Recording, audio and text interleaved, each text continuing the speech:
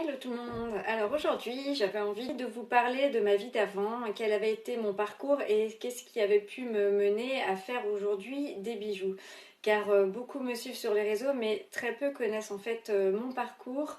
Et en général les gens pensent que je fabrique des bijoux depuis toujours, mais j'ai fait plein d'autres choses avant et je vais vous en parler un petit peu plus en détail. Alors avant tout, j'ai commencé par faire un BTS tourisme, et oui, rien à voir avec les bijoux. J'ai ensuite travaillé un petit peu en office du tourisme, ainsi que chez Air France et au Club Med.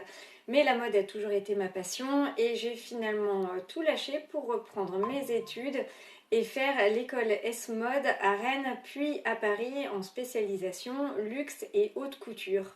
Alors voilà, j'ai préféré tout lâcher parce que la mode a toujours été ma passion.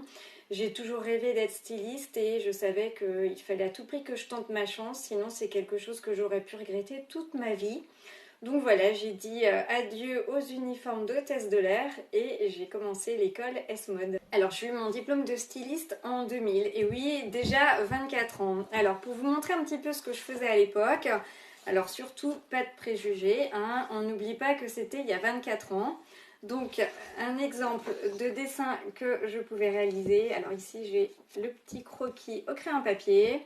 Voilà, donc le modèle entièrement dessiné, conçu par moi, que j'avais ensuite cousu. Donc ici par exemple un petit top en mousseline de soie recousu de pétales.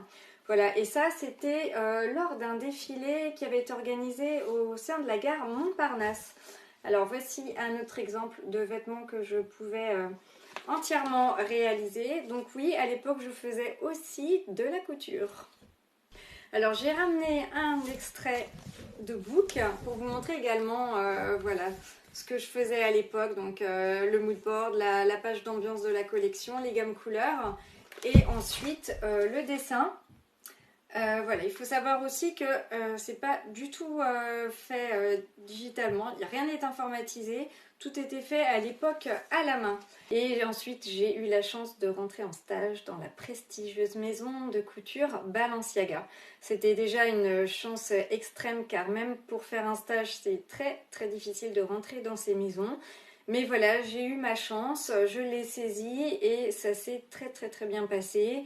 J'ai fait un stage merveilleux qui m'a permis d'apprendre plein de choses, notamment dessiner des collections et de vêtements, mais surtout d'accessoires comme des parapluies, des gants, des chapeaux. Et au fil du temps, on m'a confié de plus en plus la responsabilité de collections tout entières. Alors, j'étais au studio des licences. Donc, les licences, ce sont des produits qui sont dessinés, conçus à Paris, mais qui sont ensuite fabriqués et vendus à l'étranger et notamment l'Asie. Donc, on travaillait beaucoup avec le Japon. Alors, voilà quelques exemples de dossiers que je faisais chez Balenciaga. Donc, comme je le disais, il n'y avait absolument rien d'informatisé. Tout était uniquement dessiné, fait à la main. Donc ici, c'est le dossier, encore une fois, chapeau. Donc c'était voilà, les chapeaux pour hommes, pour femmes, d'après des inspirations tendances.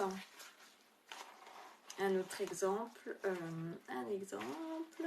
voilà, petit chapeau rose Barbie. Pour vous donner un autre exemple de choses que je pouvais faire, voilà, par exemple des gants comme ça pour femmes.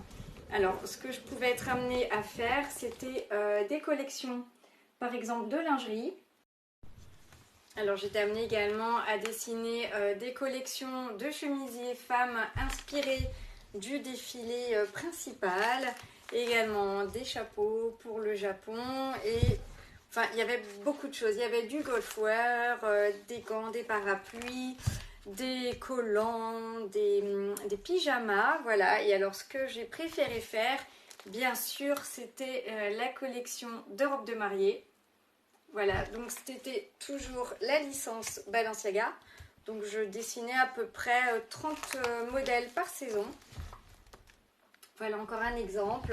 Un autre exemple des collections de chemisiers, comme ceci. Et puis un dernier original. Ah voilà, les parapluies. Alors c'est pareil, création d'imprimés, de formes, de matière. Voilà, donc j'ai C'était vraiment un boulot extraordinaire. J'ai beaucoup appris chez Balenciaga et j'en suis très très reconnaissante. La marque a fini par être achetée quelques années plus tard par le groupe Kering et en fait l'activité de licence étrangère a été arrêtée du jour au lendemain.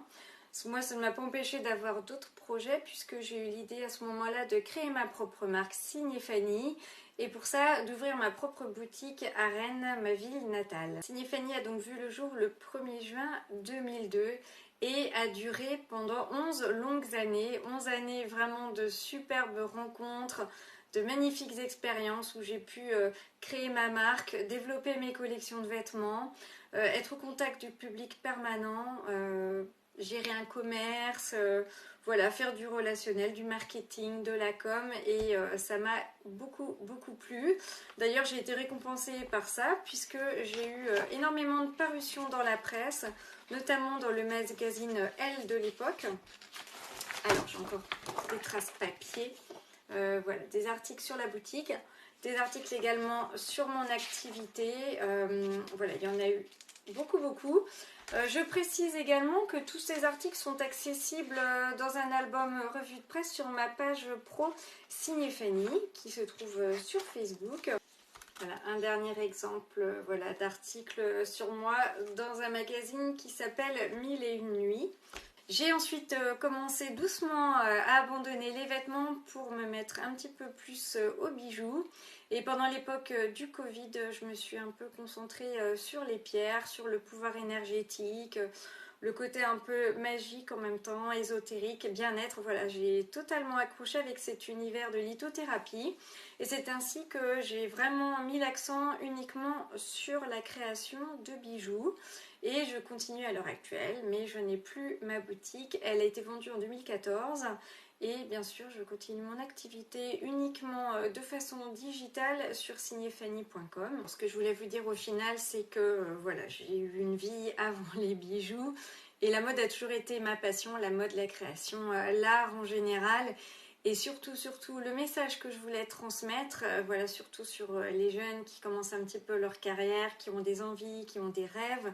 Surtout, accrochez-vous, tenez bon.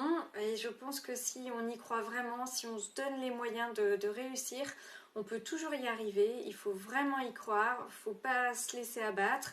Il y a des difficultés. Je sais qu'en tant que créatrice d'entreprise, j'ai eu beaucoup d'épreuves et beaucoup d'obstacles. Mais voilà, on finit toujours par y arriver. La route est longue. Mais si on sait être patient et si on a la volonté d'y arriver, on finit toujours par y arriver. Voilà, allez, je vous dis bonne chance pour tous ceux qui ont des nouveaux projets.